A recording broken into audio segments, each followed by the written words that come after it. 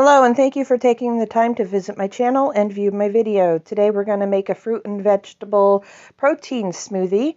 I'm gathering all sorts of fruit here. This is mostly from Walmart in the frozen section. You can buy these bags for anywhere between $2 and $4 a piece. They're really affordable, and I can get all of this fruit to last about 3 weeks of the month, depending how much I buy. Before you start preparing your fruit and vegetables, make sure they are completely frozen and bang the bags together to make sure that the fruits and vegetables aren't sticking together. It doesn't matter what order you put them in a bowl or a large pan, something that it'll all fit into, as long as it all fits in there and we can get it mixed up fairly thoroughly. Sometimes it is more affordable to buy your fruits and vegetables fresh rather than frozen, and then taking a few extra minutes to prepare them yourself.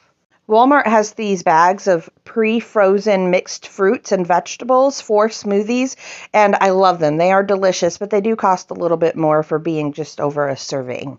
I have noticed that the only way I am able to consume kale is in my smoothies. You can't even taste it with the other fruit in there. But just make sure that you are using a blender or blade that can thoroughly chop it up, because it can stick to some blades. I have the most difficult time with the spinach sticking together, so give that one a really good pounding on the counter. My bowls weren't big enough, so I divided it between two, and I'm just gently stirring and mixing everything together. Evenly divide your fruits and vegetables in layers in a bowl if that makes it easier for you to mix. I would not recommend using grapes or watermelon. And try to keep a variety of fruits, because you don't want your smoothies to be packed full of sugar. I have never actually taken the time to figure out the nutritional facts of these smoothies, but I have been drinking them every day for the past couple of years, and I absolutely love them. Now it's time for a little cleanup before we move on to the next step. Right here I'm just filling a bowl with these coconut water cubes.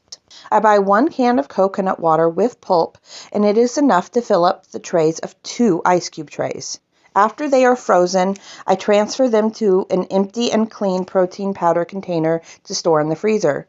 Here I am mixing 1 cup of cold water with 3/4 teaspoon of citric acid. I'm doing this for the apples that I'm about to cut up so that they do not go brown as I am cutting them, as apples do tend to go brown very quickly. I'm removing the cores of the apples. It makes it much easier to chop them up.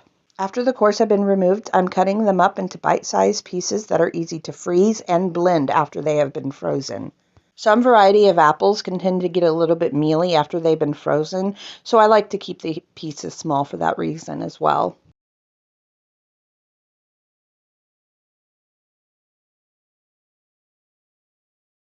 After the apples have been chopped, I put them into the bowl of water and citric acid, and this will help prevent them from getting brown while I chop up the rest of them to freeze them.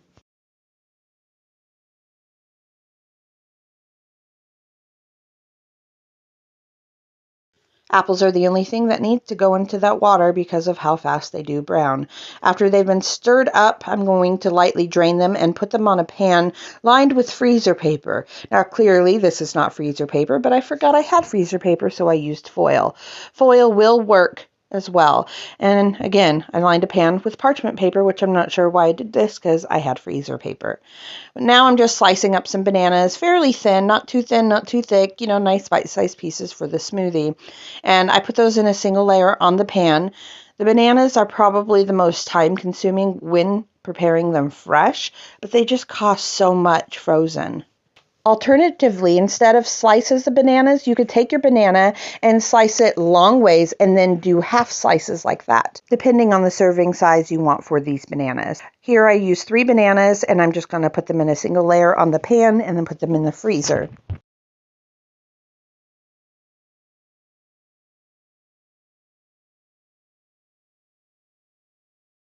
After the bananas, you're going to see a quick photo of some clementines and zucchini that I completely forgot I was adding to the smoothie. Now, I'm not the kind of person who likes a lot of juices or sweet beverages, but Body Armor is delicious. It's not overly sweet, and it helps keep you hydrated. And yogurt, I used to use Greek yogurt, but that's just so fatty. So now I'm using low-fat yogurt. I have tried making these smoothies without the yogurt, and believe me, that yogurt is necessary for that much-needed creaminess.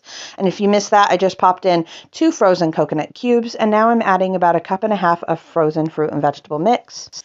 My favorite brand of protein powder was the Plantopia Strawberry Banana, but it is so hard to find that now. So I switched to this brand and I love it almost just as much.